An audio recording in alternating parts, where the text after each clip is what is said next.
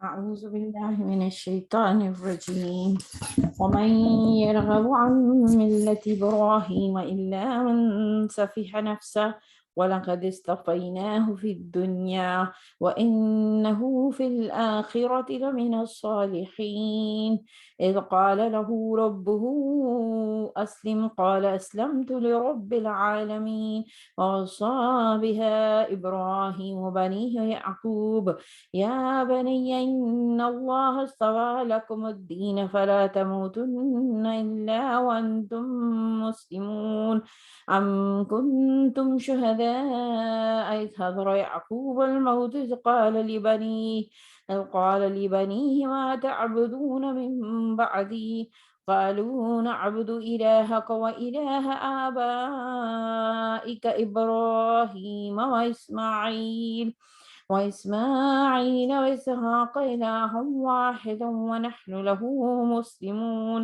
تلك أمة قد خلت لها ما كسبت ولكم ما كسبتم ولا تسألون عما كانوا يعملون. وقالوا كونوا هودا أو نصارى تهتدوا قل بل ملة إبراهيم حنيفا وما كان من المشركين. اب کون ہے جو ابراہیم علیہ السلام کے طریقے سے نفرت کرے، جس نے خود اپنے آپ کو حماقت اور جہالت میں مبتلا کر لیا ہو؟ اس کے سوا کون یہ حرکت کر سکتا ہے؟ ابراہیم تو وہ شخص ہے جس کو ہم نے دنیا میں اپنے کام کے لیے چن لیا تھا اور آخرت میں اس کا شمار صالحین میں ہوگا۔ اس کا حال یہ تھا کہ جب اس کے رب نے اس سے کہا مسلم ہو جا تو اس نے فوراً کہا میں مالک کے کائنات کا مسلم ہو گیا۔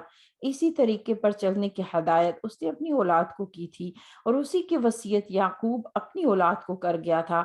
اس نے کہا تھا کہ میرے بچوں، اللہ نے تمہارے لیے یہی دین پسند کیا ہے، لہٰذا مرتے دم تک مسلم ہی رہنا۔ پھر کیا تم اس وقت موجود تھے جب یعقوب علیہ السلام اس دنیا سے رخصت ہو رہا تھا؟ اس نے مرتے وقت اپنے بیٹوں سے پوچھا بچوں، میرے بعد تم کس کی بندگی کرو گے؟ ان سب نے جواب دیا ہم اسی ایک خدا کی بندگی کریں گے جسے آپ نے اور آپ کے بزرگوں ابراہیم، اسماعیل اور اسحاق نے خدا مانا ہے، اور ہم اسی کے مسلم ہیں۔ وہ کچھ لوگ تھے جو گزر گئے، جو کچھ انہوں نے کمایا وہ ان کے لیے ہے، اور جو کچھ تم کماؤ گے تمہارے لیے ہے۔ تم سے یہ نہ پوچھا جائے گا کہ وہ کیا کرتے تھے۔ یہودی کہتے ہیں یہودی ہو تو راہ راست پاؤ گے، عیسائی کہتے ہیں عیسائی ہو تو ہدایت ملے گی۔ ان سے کہو نہیں، بلکہ سب کو چھوڑ کر ابراہیم کا طریقہ اور ابراہیم علیہ السلام مشرکوں میں سے نہ تھو۔ مسلمانوں کہو کہ ہم ایمان لائے اللہ پر اور اس ہدایت پر جو ہماری طرف نازل ہوئی ہے، جو ابراہیم، اسماعیل، اسحاق، یعقوب اور اولاد یعقوب علیہ السلام اجمعین کی طرف نازل ہوئی تھی، جو موسیٰ اور عیسیٰ علیہ السلام علیہ السلام اور دوسرے تمام پیغمبروں کو ان کے رب کی طرف سے دی گئی تھی۔ ہم ان کے درمیان کوئی تفریق نہیں کرتے اور ہم اللہ کے مسلم ہیں۔ پھر اگر وہ اسی طرح ایمان لائیں جس طرح تم ایمان لائے ہو تو ہدایت پر ہیں، اور اگر اس سے منہ پھیریں تو کھلی بات ہے کہ وہ ہٹ درمی میں پڑ گئے ہیں۔ لہٰذا اطمینان رکھو کہ ان کے مقابلے میں اللہ تمہاری حمایت کے لیے کافی ہے، وہ سب کچھ سنتا اور جانتا ہے۔ کہو اللہ کا رنگ اختیار کرو، اس کے رنگ سے اچھا اور کس کا رنگ ہوگا، اور ہم اسی کی بندگی کرنے والے لوگ ہیں۔ اے نبی ان صلی اللہ علیہ وسلم، ان سے کہو کیا تم اللہ کے بارے میں ہم سے جھگڑتے ہو، حالانکہ وہی ہمارا رب بھی ہے، تمہارا رب بھی۔ ہمارے اعمال ہمارے لیے ہیں، تمہارے اعمال تمہارے لیے، اور ہم اللہ ہی کے لیے اپنی بندگی کو خالص کر چکے۔ یا پھر تمہارا کہنا یہ ہے کہ ابراہیم، اسماعیل، اسحاق، یعقوب اور اولاد یعقوب علیہ السلام اجمعین سب کے سب یہودی تھے یا نصرانی تھے؟ کہو تم زیادہ جانتے ہو اللہ۔ اس شخص سے بڑا ظالم اور کون ہوگا جس کے ذمے اللہ کی طرف سے گواہی اور اسے چھپائے؟ تمہاری حرکات سے اللہ غافل تو نہیں ہے۔ کچھ لوگ تھے جو گزر چکے، ان کی کمائی ان کے لیے تھی اور تمہاری کمائی تمہارے لیے ہے، تم سے ان کے اعمال کے متعلق سوال نہیں ہوگا۔ رب اشرح لي صدری یسر لي امری واحلل عقدۃ من لسانی یفقہوا قولی۔ السلام علیکم۔ ابھی آپ نے آیات 130 سے 141 130 سے میں نے جو تلاوت کی ہے وہ تقریباً 144 43 آیات تک کی، 34 تک آیات تک کی، لیکن ترجمہ میں نے 140 آیات تک کا پڑھا ہے۔ اب دیکھتے ہیں ہم کتنا آج اس کو کور کر سکیں گے۔ ابتدا کرتے ہیں کہ چونکہ ہم حضرت ابراہیم علیہ السلام کے حوالے سے ہی پڑھ رہے ہیں، تو یہاں پہ جو اللہ تعالیٰ نے جس سٹائل سے ہمیں مخاطب کیا نا، it really touches your heart. بہت ہی خوبصورت انداز ہے کہ سوالی انداز سے کون ہے جو ابراہیم کے طریقے سے منہ پھیرے، اللہ یہ کہ جو حماقت میں مبتلا ہو گیا ہو۔ قرآن میں آیا نا کہ 4 لوگوں کے ساتھ، یعنی جو لوگ نیک ہیں وہ صدیقین، انبیاء، شہداء، صدیقین، صالحین کے ساتھ ہوں گے، تو انبیاء کا درجہ ٹاپ پہ رکھا گیا ہے۔ تو اور حضرت ابراہیم علیہ السلام کا جو درجہ ہے انبیاء کے اندر، ان کو قرآن نے اولو العزم پکارا ہے، اور وہ امام ہیں پوری دنیا کے۔ تو یہاں سے یوں لگ رہا ہے کہ یعنی حضرت ابراہیم کا وہ مقام بتایا جا رہا ہے یہود کو، مدینہ والوں کو، کہ بھئی تم نبی صلی اللہ علیہ وسلم سے منہ نہیں پھیر رہے ہو۔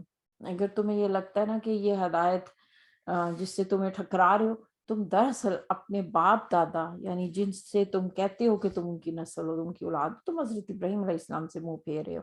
اور حضرت ابراہیم کی قربانی کے قصے ان کے یہاں مشہور تھے۔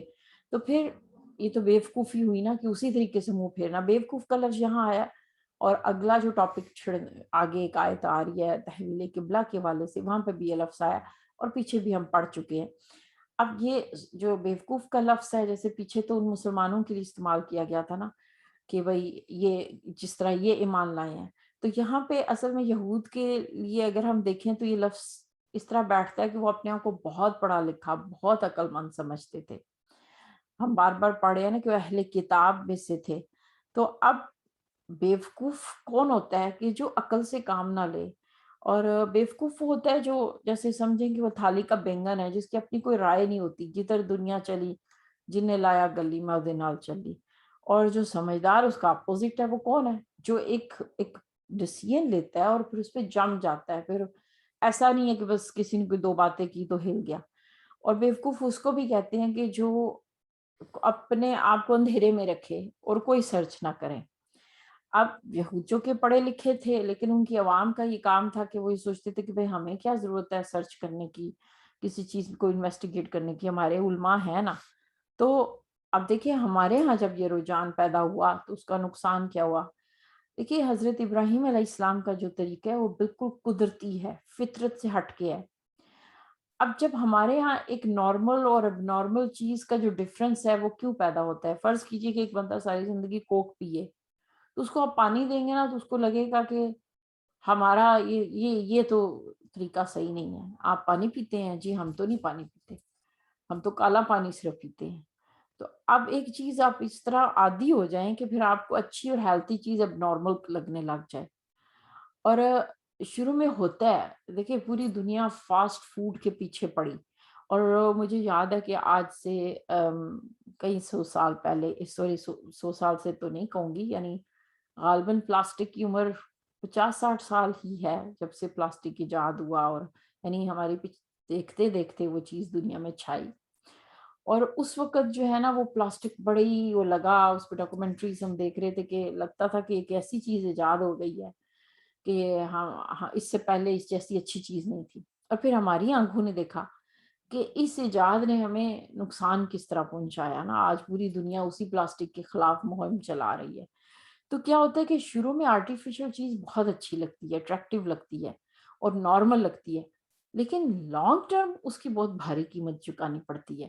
تو آج جو مسلمان سوچتے ہیں کہ نارمل لائف سٹائل یہی ہے جو ہم دیکھتے ہیں، جیسے میں دیکھتی ہوں کہ اس چیز کو نارمل سمجھا جاتا ہے کہ آپ بس ایک گھر ہونا چاہیے، مسٹ پلاٹ ہونا چاہیے، بچوں کے نام ہونا چاہیے، اس کے لیے آپ کو چاہے غلط طریقوں سے حرام کے قرضے لینے پڑے، سودی قرضے لینے پڑے، اس سے کیا فرق پڑتا ہے؟ یہ نارمل ہے۔ اور وہ جو لوگ اس طریقے کو نہیں اس طرح چلنا چاہتے، سو کارڈ، وہ ان کو لگتا ہے یہ بیوقوف ہے، دیکھو انہوں نے تو کچھ بنایا ہی نہیں ہے، اتنے عرصے سے یہ باہر رہ رہے ہیں تو انہوں نے تو 2-4 کوٹھیاں ہی نہیں بنائی ہیں، مطلب ان کی تو کوئی ہے ہی نہیں ہے اسٹیٹس۔ تو یہ ایک چیز نارمل اور اب نارمل ہونے لگتی ہے کہ جب آپ دین سے دور ہوتے ہیں۔ اب حضرت ابراہیم علیہ السلام کا جو طریقہ ہے وہ فطرت سے قریب ہے، اللہ تعالیٰ ان کی بڑائی بیان کر رہا ہے کہ ہم نے ان کو چنا ہے۔ اب دیکھیں کہ حضرت ابراہیم علیہ السلام کا جو طریقہ ہے وہ کیا ہے. ان کا طریقہ یہ کہ جہاں دنیا چل رہی تھی وہ وہاں نہیں چلے تھے، اور یہ دین آپ کے اندر ایسی قوت پیدا کرتا ہے کہ جدھر دریا کا رخ بہ رہا ہوتا ہے ادھر نہیں آپ نے جانا ہوتا. یہ دین آپ کو طاقت دے دیتا ہے کہ جب حجاب نہ لینا ایک نارمل اور فیشن بن جائے اور اس کو زیادہ اچھا سمجھا جانے لگے، تو ایسے میں جب آپ اپنا اسٹائل کو نہیں چھوڑتے، اس پہ قائم رہتے ہیں، تو یہ دین آپ کو وہ پاور دیتا ہے. اور حضرت ابراہیم کے دور میں امیجن کریں کہ ایک کلچر بن چکا تھا بت پرستی اور شرک کی وہ جگہ، وہ گڑھ تھا، یعنی شرک نارمل تھا، توحید ان کے لیے نارمل سے ہٹ کے طرز عمل تھا.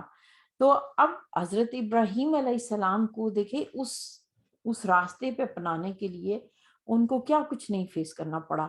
ابینڈنمنٹ، اپنے انہیں ہی چھوڑ دیا، ان کی اپنی فیملی، ان کو ہجرت کرنی پڑی، جگہ چھوڑنی پڑی. تو یہ ممکن ہے کہ آپ جو جہاں پہ ساری دنیا چل رہی ہے، جیسے میں یہ دیکھتی ہوں کہ شادیوں پہ اسراف کرنا ایک نارمل اس کو ایٹیچیوڈ سمجھا جاتا ہے، شو آف کرنا، لباس پہ بلا وجہ وہ زیادہ پیسے لگائے جانا، بلا وجہ شاپنگ کیے جانا، یہ اب نارمل لائف سٹائل بن چکا. لیکن دین آ کے جب آپ کو کانشیس کرتا ہے، آپ کے اندر ایک چوکی دار بٹھاتا ہے، اور یا پھر یہ کہ مطلب ایک نارمل رویہ یہ کہ بس جو آپ کے ساتھ اچھا ہے آپ نے اس کے ساتھ اچھا رہنا ہے، اور جو آپ کے ساتھ صحیح نہیں ہے آپ نے اس کو چھوڑ دینا ہے، بھلے اللہ نے آپ کو جو مرضی حکم دیا ہو آپ نے اس وقت اللہ کی نہیں سننی. صرف اچھے لوگوں کے بارے میں اللہ کا حکم سنا ہے، جن کے رویے غلط ہوں گے ان کے بارے میں آپ بے شک اللہ کا حکم چھوڑ دیں. یعنی ایک نارمل رویہ بن چکا. تو لیکن جب آپ ان چیزوں سے ہٹ کے چلتے ہیں تو پھر اللہ تعالیٰ کہہ رہے ہیں، پھر اللہ تعالیٰ چنتا ہے نا.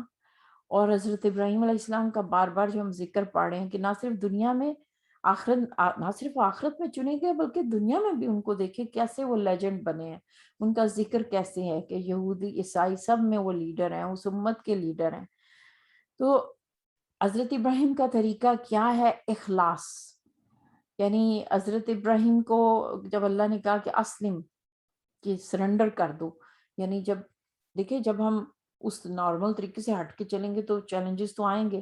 تو ایسے میں جب آپ اللہ کے لیے سرنڈر کرتے ہیں اور باقیوں کی پرواہ نہیں کرتے، جیسے ابراہیم علیہ السلام کی جتنی بھی آزمائشیں آئیں تو اس میں انہوں اللہ کے آگے جھکتے چلے گئے.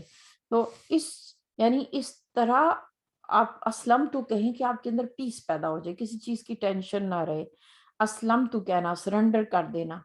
اور حضرت ابراہیم کی ہسٹری کیا ہے کہ انہوں نے آگے سے کہا کہ میں مسلمان ہوں، اور اسی کے اپنے بیٹے کو نصیحت کی، اور ان کے بیٹے حضرت اسحاق نے حضرت یعقوب کو نصیحت کی.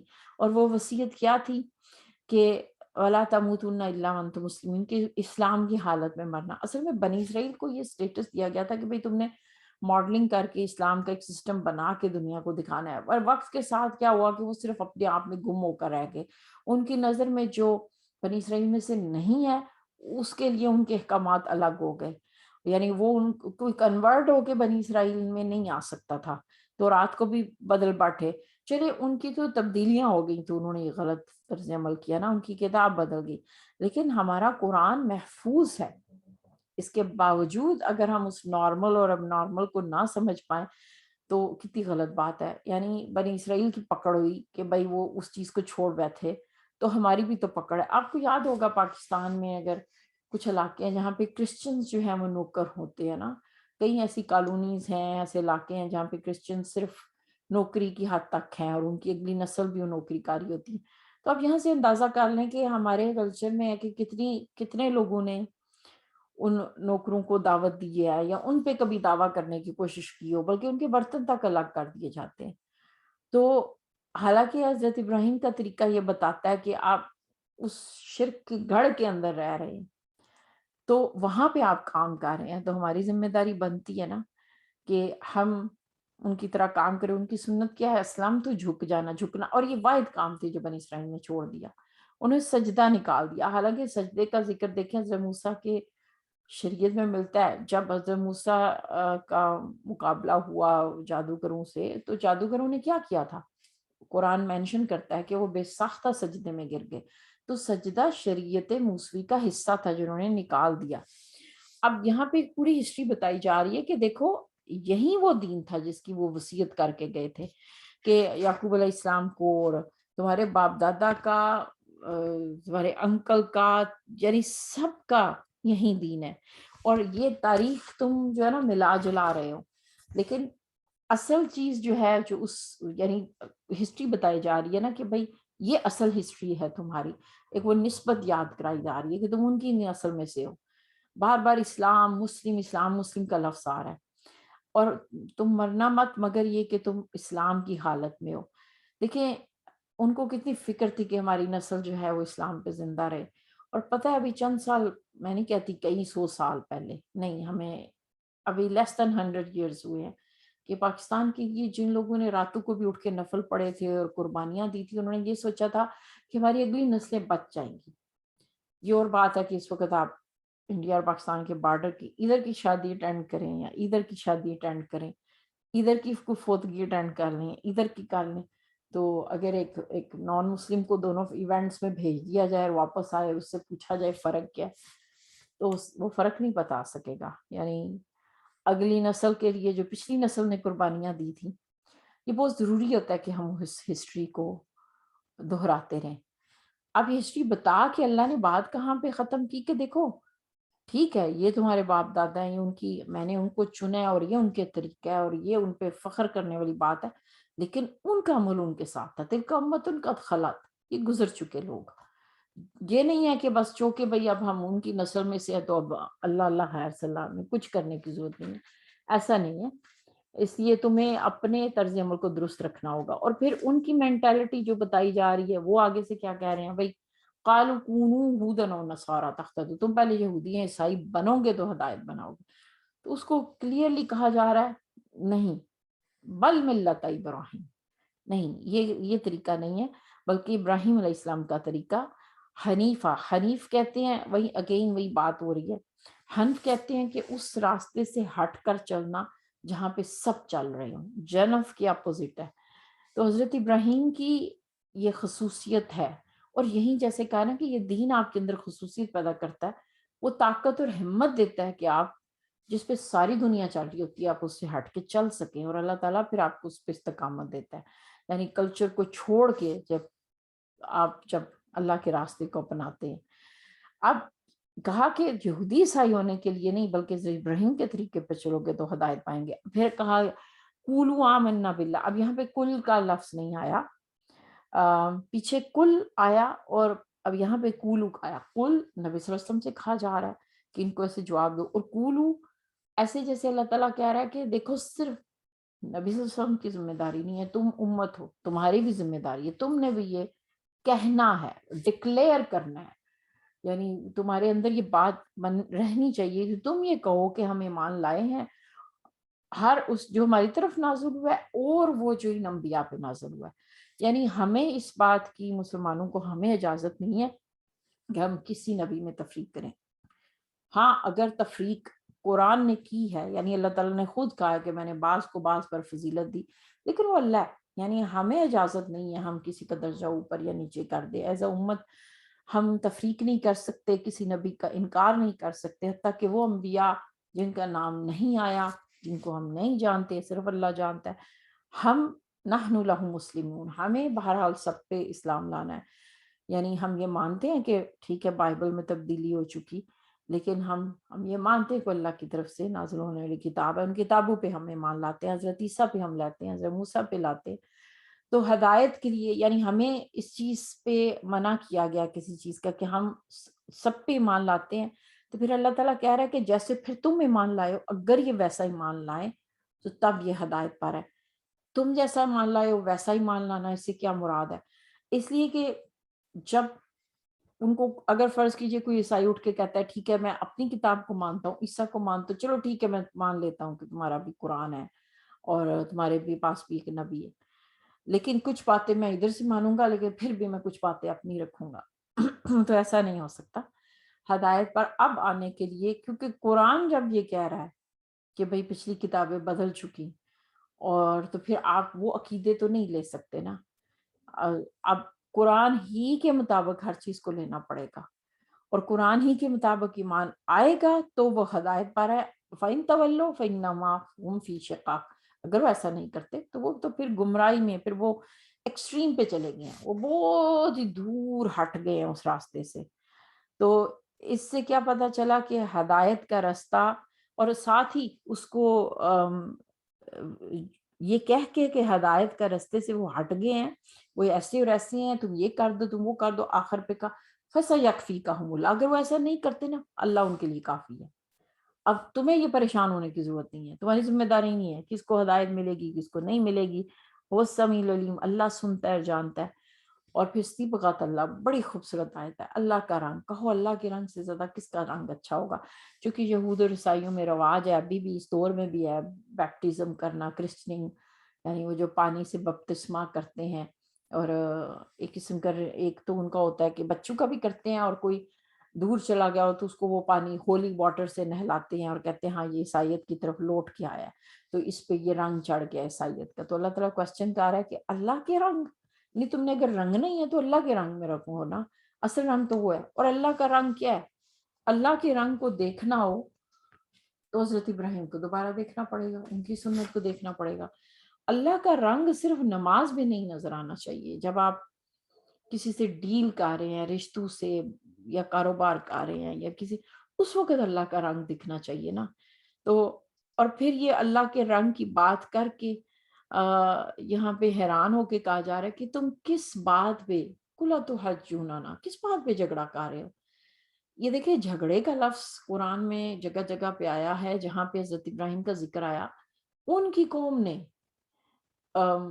وحاجہ قومہ، ان کی قوم نے ان سے جھگڑا کیا تھا، لیکن کس بات پہ؟ بت پرست تھے، مشرک تھے، انہوں نے حضرت ابراہیم کے توحید کے بارے میں جھگڑا کیا۔ تو یہاں پہ کوشچن کیا جا رہا ہے کہ اللہ کے بندو تم کیسی عجیب حرکت کر رہے ہو، تم کس کے طریقے پہ چل رہے ہو؟ وہ بت پرست اور مشرک جنہوں نے حضرت ابراہیم سے جھگڑا کیا، اور تم اب جھگڑا کر رہے ہو اللہ کے بارے میں، جبکہ اللہ کو زیادہ پتہ ہے۔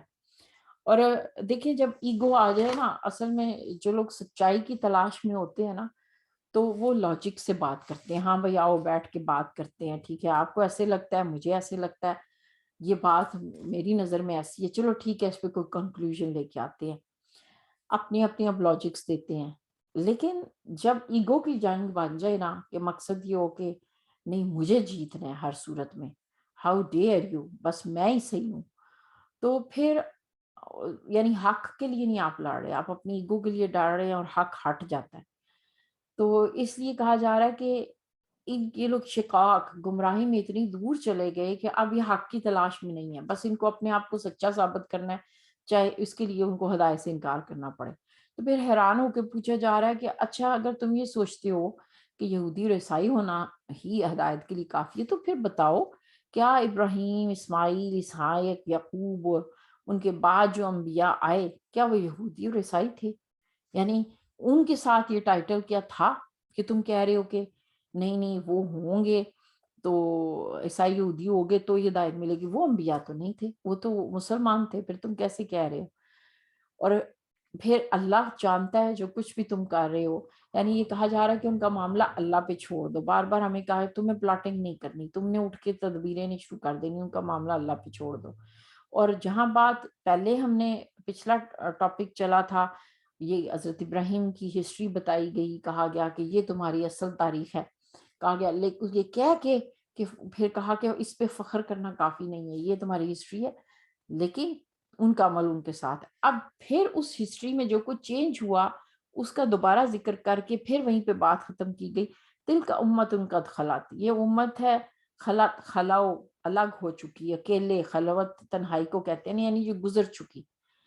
تو اب اصل تاریخ جو تم نے ڈیلیوژن پیدا کی، جو تم نے چیزیں گڑمڑ کر دی تھی، اصل تاریخ یہ ہے کہ یہ سب کچھ جو لوگ گزر چکے وہ مسلمان تھے، اور ان کا یہ طرز عمل تھا۔ اب انہوں نے جو کیا تم سے نہیں پوچھا جائے گا، لیکن تم اپنے اعمال کے جواب دہ ہو۔